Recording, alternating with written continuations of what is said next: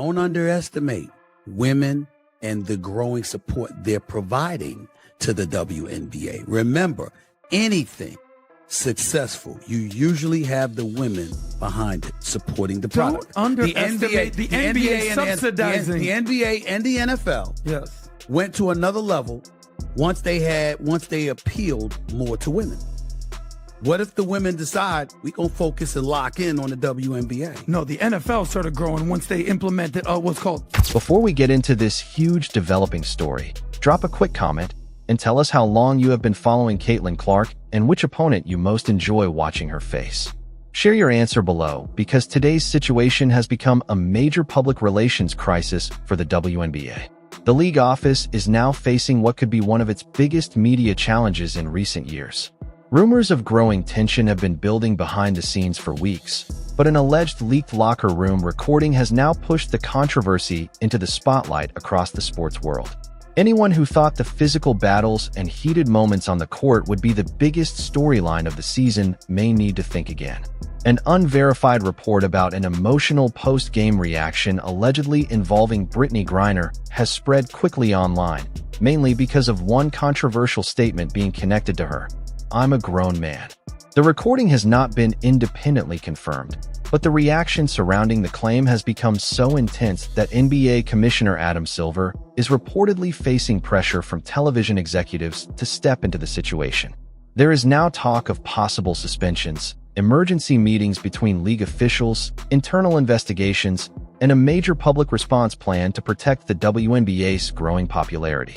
Then, just when it seemed the story could not get any bigger, Caitlin Clark returned and delivered the type of performance that made the league's next move even harder to ignore. Stay with us, because every major part of this situation needs to be examined. To understand how everything reached this point, we first need to look at the central figure behind the WNBA's recent rise, Caitlin Clark. The relationship between Clark and several veteran players has become one of the most intense and heavily discussed topics in professional sports. Almost every time she steps onto the court, Clark faces extremely physical defensive pressure from opponents trying to wear her down, interrupt her flow, and limit the impact she creates as a scorer and playmaker. Before she ever came along, there were a lot of outstanding basketball players who happened to be black females that was doing their thing on the WNBA level. And they never got this kind of shine. This girl, the Golden Goose, comes along and she wreaks havoc. She's the Rookie of the Year. She's 4th in the league in MVP voting. 4th in the league, her rookie year. Wow. Outstanding. She's like Steph Curry. She can pull up from anywhere. You understand? She has that kind of capability. Didn't win a national championship. Lost to LSU one year. We lost to South Carolina another year. But she's outstanding and clearly worthy of being the #1 overall pick. And what I was saying to everybody is ride the wave. Rising tide lifts all boats. The girl is spectacular. It's not like she's not a scrub. She's not only can play, she's a star caliber player who draws this attention. And maybe it's because that fan base that she has and her being a young white lady contributes to it. So what? Benefit from it. And then you have a lot of folks that have come to the defense of numerous WNBA players because they were pointing out, like, this has been going on before long and people are not hating on her. It's not about hating on her. It's that you feel she is getting a level of attention. The tension seemed to reach its peak during a recent and widely discussed matchup between Caitlin Clark and Brittney Griner. Their physical battles quickly divided analysts, television personalities, former players, and fans into different sides. Teams have continued making stopping Clark their main defensive focus. But Griner's size, strength, and presence near the basket turned this matchup into something far more intense. It no longer felt like a normal regular season game, and instead became a larger debate about the future direction of the league. Broadcast analysts quickly questioned whether officials were allowing too much physical play. As emotions grew between both teams, social media was filled with angry reactions from fans calling for stricter foul calls and more protection for the league's biggest stars. As the pressure continued rising, national sports shows dedicated full segments to the situation. leaving WNBA officials trying to manage a controversy that kept growing with every passing hour. According to unconfirmed reports spreading online, that frustration later continued inside the locker room after the game. No verified audio has been released publicly, and the alleged recording cannot be considered confirmed evidence, but second-hand reports and supposed transcripts have still spread widely across social media. People claiming to know what happened say Griner became frustrated after repeated questions about officiating, physical defense, and how the public views her style of play. During that reported exchange, she was allegedly quoted saying, "I'm a grown man. Stop acting like I'm not allowed to play my game." Once those words entered the online discussion, reactions increased almost instantly. Podcast hosts, analysts, influencers, and millions of fans began debating what the statement meant, whether it was accurately reported, and whether important context was missing. Within a few hours, the disputed claim became one of the biggest trending topics, even though the main evidence remained unconfirmed and the full story was still unclear. The truth is, nobody knows exactly what happened.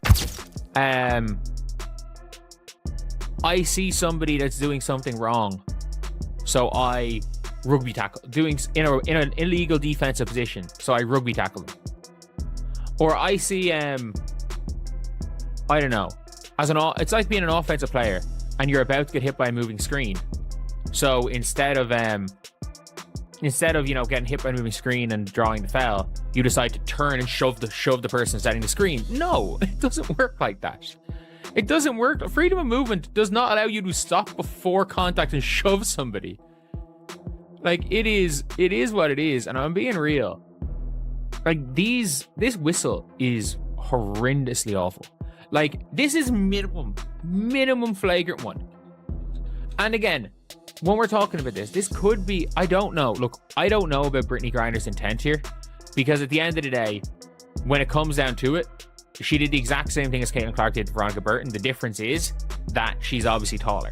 And is there a level of responsibility that you have to have when you're a little bit taller? Yeah, there is. There absolutely is a greater level of responsibility. If you agree this is some bullshit, subscribe. We are trying to get to 60k as soon as possible. We're on 59.6k right now. Thank you guys so much for all the support, by the way. Like, nearly 100 subscribers in the last day. But we gotta be real.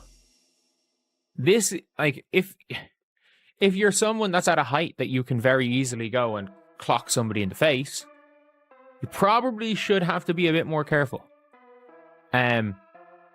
But yeah, it just keeps happening. It just keeps happening with Caitlin. That uncertainty is exactly what made the situation even more serious for the league.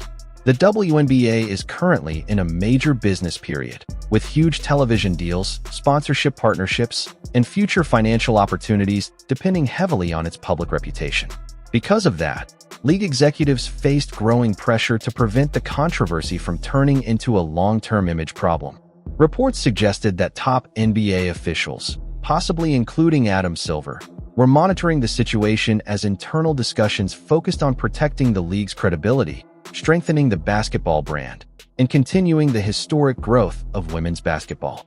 Major media outlets continued discussing whether the response could involve an official investigation, direct involvement from NBA leadership, possible discipline, or new league-wide rules designed to bring more stability. While public relations teams worked to lower the intensity and shift attention away from the alleged locker room situation, another development began coming from the Indiana Fever organization. Sophie Cunningham, one of Indiana's most outspoken players and a guard whose popularity has grown quickly, suddenly became a major voice in the wider conversation. I'd have fun with you. Brittney Griner, what she says, right there, watch this. Every time we play her, there's this commotion, like this loud rumbling from the stands. Turns out it's people, thousands of them, just sitting there watching on purpose. It's very disruptive. She says WNBA games used to be a chill, quiet place. You could bring your laptop and relax, maybe even get a little work done.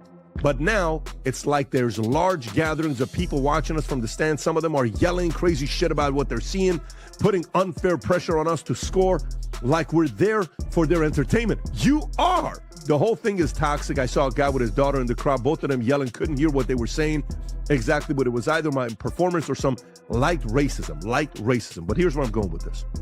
So the WNBA says they want to get paid more. They're saying this year they're going to make $1 billion. That's what they're saying, okay? For the first time ever. Now that Caitlin Clark is hurt for 2 weeks, did you see ticket prices? Insane. Let me read you the ticket prices. After Caitlin Clark's been hurt for 2 weeks. All right? So let's go through this.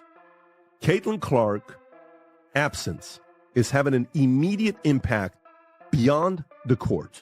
According to data shared by Yahoo Sports via TickPick, prices for 2 specific Indiana Fever away games against the Chicago Sky and the Washington Mystics dropped sharply after Clark was sidelined. Before the injury, the lowest ticket available for Fever's matchup in Chicago was $86. For the game in Washington... Rather than staying quiet or letting the team depend only on a prepared public statement, Sophie Cunningham's previous comments about fair competition, protecting athletes, and consistent officiating came back into the spotlight. As reports about the post-game situation continued spreading, fans and analysts started looking back at statements Cunningham had made in earlier media appearances, including interviews connected to ESPN.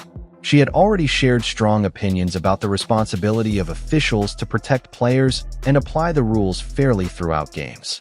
Because of that background, many people viewed her perspective as especially important in the current debate. Her comments were seen by some as representing players who believe the WNBA cannot continue relying on short-term explanations or inconsistent decisions, but instead needs real improvements in officiating, player safety, and accountability. These were statements that some people considered controversial. That some would deem controversial. She's a teammate of Caitlin Clark. She plays on the Indiana Fever. And she was the one that got into it with a player a few weeks ago where she just pointed in her direction and kept pointing in her direction. That's Sophie Cunningham. Well, anyway, she made some comments that were deemed relatively controversial about a week or so ago. I don't know when it was. And she said she wasn't backing down from her comments. And it was regarding trans athletes in women's sports. Matter of fact, she went so far as to say she doesn't think her comments were controversial at all.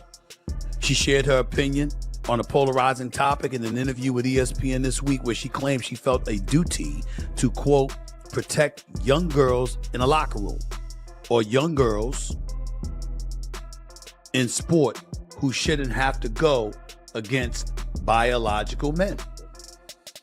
That's what she talked about. She was asked to expand on the quote when meeting with the media on Wednesday, and she made it clear that's how she feels. Quote, I said what I said, Cunningham told reporters. But rather than me just saying that, let's hear from Sophie Cunningham herself. Listen to what she had to say. Talked about wanting to protect young girls who shouldn't have to go against biological men. Just can you expand your viewpoint on that? I mean, I think I said what I said. I think it's kind of common sense. And I think I'll always believe in that. I think it's really important to protect children. And that's little girls who are also involved in that category. And so I stand on what I said, and I always believe that. I stand with Sophie Cunningham. I stand with Riley Gaines. I stand with them both. I have 2 daughters. They don't participate in sports, but if they did, that would be my position. And I think it's important to emphasize what Sophie Cunningham said a bit further. She said, I think I'll always believe that. I think it's really important to protect children and that little girls who are also involved in that category. So I stand on what I said, and I will always believe that. She claims she's not a political person, but she does have morals and beliefs, and she will always stay true to them.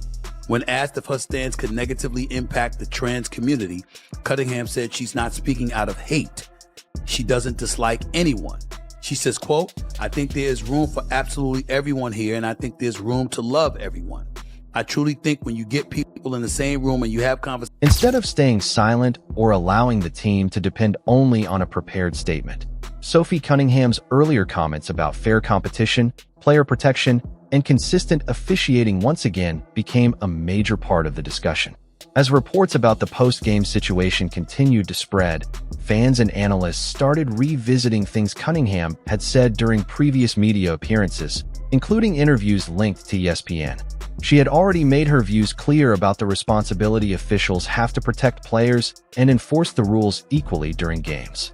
Because of that history, many people believed her perspective was especially important in this ongoing debate.